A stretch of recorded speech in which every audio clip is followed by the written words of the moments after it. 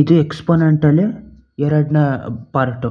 ಈ ಎರಡನೇ ಪಾರ್ಟ್ ಎಕ್ಸ್ಪೊನೆಂಟ್ಗಳು ಅಂದ್ರೇನು, ಮೊದಲಾಗಿ ಯಾವುದೇ ಎಕ್ಸ್ಪೊನೆಂಟ್ನ ಅದ್ರ ಬೇಸ್ ನಂಬರ್ನ ಪವರ್ ನಂಬರ್ ಅಷ್ಟು ಸತಿ ಗುಣಿಸ್ಬೇಕು. ಅಲ್ಲಿಗೆ ಯಾವುದು 2 ಕ್ಯೂಬ್ ಅಂದರೆ 2 ಟೈಮ್ಸ್ ಆಫ್ 2 ಅದನ್ನೇ 3 ಸತಿ ಗುಣಿಸ್ಬೇಕು. 5 ಸ್ಕ್ವೇರ್ ಅಂದರೆ 5 ಟೈಮ್ಸ್ ಆಫ್ 5, 5ನೇ 2 ಸತಿ ಗುಣಿಸ್ಬೇಕು. ಅದರಿಂದನೇ 8 ಟೈಮ್ಸ್ ಆಫ್ 5 ಅಂದರೆ 8 ಟೈಮ್ಸ್ ಆಫ್ 8, 8ನೇ 5 ಸತಿ ಗುಣಿಸೋದು, ಇದು 10ನೇ 7 ಸತಿ ಗುಣಿಸೋದು. ಇದೆಲ್ಲನೂ ಎಕ್ಸ್ಪೊನೆಂಟ್ ಕರೀತಾರೆ. ಅದರಲ್ಲಿ ಎರಡನೇ ಪಾರ್ಟ್ ಯಾವುದು ಅಂದರೆ 1 ಮತ್ತು 0ದಲ್ಲಿ. ಎರಡರಲ್ಲೂ ಯಾವ ಥರ ಇದನ್ನು ಮಾಡಬೇಕು ಎಕ್ಸ್ಪೊನೆಂಟಲ್ಲಿ ಅಂತ ಹೇಳ್ತೀನಿ. ಯಾವುದೇ ನಂಬರ್ದು ಪವರ್ 1 ಆದರೆ ಅದೇ ನಂಬರ್ ಉಳಿದಿರ್ತದೆ. 2 ಪವರ್ 1 ಅಂದರೆ ಅದು 2, 3 ಪವರ್ ಆಫ್ 1 ಅಂದರೆ ಅದು 3, ಅದೇ ಥರ 10 ಪವರ್ ಆಫ್ 1 ಅಂದರೆ ಅದು 10, ಅದೇ ಥರ 100 ಪವರ್ ಆಫ್ 1 ಅಂದರೆ ಅದು 100, ಆಮೇಲೆ 1000 ಪವರ್ ಆಫ್ 1 ಅಂದರೆ ಅದು 1000ನೇ ಆಗಿರ್ತದೆ.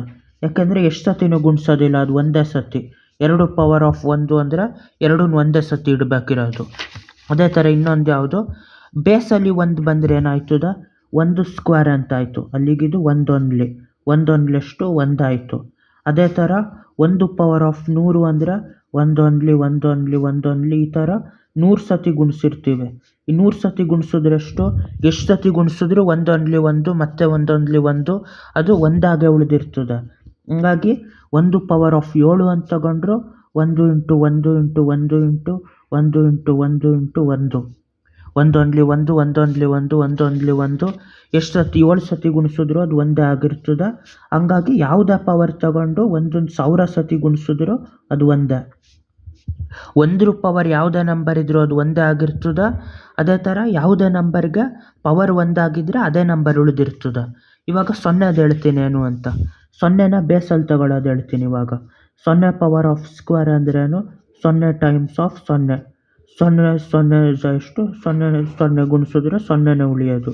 ಅದೇ ಥರ 0 ಪವರ್ ಆಫ್ 5 ಅಂದರೆ 0 × 0 × 0 × 0 ಅದು 0ಲ್ಲಿ ಎಷ್ಟು ಸತಿ ಗುಣಿಸಿದ್ರು 0 ಗುಣಿಸಿದ್ರೆ ಮತ್ತೆ 0 ದಿನಕ್ಕೆ 0ನೇ ಉಳಿಯೋದು.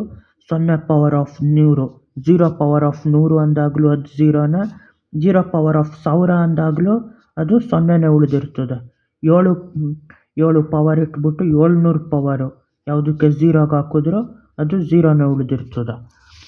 ಅದೇ ಥರ ನೆಕ್ಸ್ಟ್ ಇನ್ನೊಂದು ಹೇಳ್ತೀನಿ. ಯಾವುದು ಇವಾಗ ಅಂದರೆ ಈಗ ಅದು 3ರಲ್ಲೂ ಈಸಿಯಾಗಾಯಿತು. 0 ಪವರ್ ಎಷ್ಟಿದ್ರು 0, 1 ಪವರ್ ಎಷ್ಟಿದ್ರು ಅದು 1, ಆಮೇಲೆ ಯಾವುದೇ ನಂಬರ್ಗೆ ಪವರ್ 1 ಇದ್ದರೆ ಆ ನಂಬರ್ ಉಳೀತು. ಆದರೆ ಇವಾಗ ಪವರಲ್ಲಿ 0 ಇದ್ರೆ ಏನಾಯ್ತದೆ, 2 ಪವರ್ ಆಫ್ 0 ಅಂತ ಇರ್ತದೆ, ಅದ್ರ ಬೆಲೆ 1. ಯಾಕೆ ಈ ಥರ ಆಯ್ತದೆ ಅಂದರೆ ಅದ್ರದ್ದು ಹೇಳ್ತೀನಿ. 2 ಪವರ್ ಆಫ್ 0 ಅಂದರೆ ಅದ್ರ ಬೆಲೆ 2/2, 2 only ಅಂತ ಮಾಡಬೇಕು, ಅದು 1 ಉಳಿದಿರ್ತದೆ. 5 ಪವರ್ ಆಫ್ 0 ಅಂದರೆ ಅದರ ನಿಜವಾದ ಅರ್ಥ 5/5, ಅದು 5 only 1 ಉಳಿದಿರ್ತದೆ. ಅದೇ ಥರ 100 ಪವರ್ ಆಫ್ 0 ಅಂತ ಹಾಕಿದ್ರೆ ಅದು 100/100, ಅದೇ ಥರ 100 only ಅದು 1 ಉಳಿದಿರ್ತದೆ.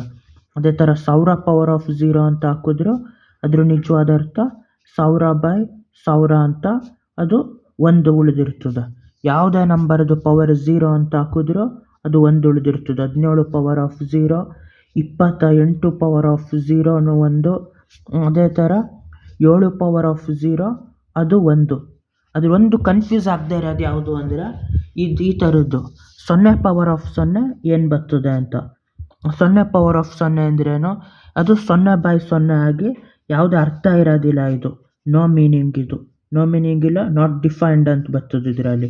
ಯಾಕೆ ಅಂದರೆ ಯಾವುದೇ ನಂಬರ್ ಪವರ್ 0 ಆದರೆ 1 ಬರಬೇಕು, 0ಗೆ ಯಾವುದೇ ಪವರ್ ಹಾಕಿದ್ರೂ 0 ಬರಬೇಕು. ಇದ್ರಲ್ಲಿ ಏನು ಇದ್ರ ಅರ್ಥನೇ ಇಲ್ಲ, 0ಇಂದ 0 ಡಿವೈಡ್ ಮಾಡಿ ಅನ್ನೋದಕ್ಕೆ. ಆಮೇಲೆ ಇದು ಹಿಂಗೆ ಕನ್ಫ್ಯೂಸ್ ಆಯ್ತಾ ಇದ್ದರೆ ಇಷ್ಟು ಇದನ್ನು ವೀಡಿಯೋನ ಒಂದು 2-3 ಸತಿ ನೋಡಿ ಪೂರ್ತಿ. ಬಾಯ್.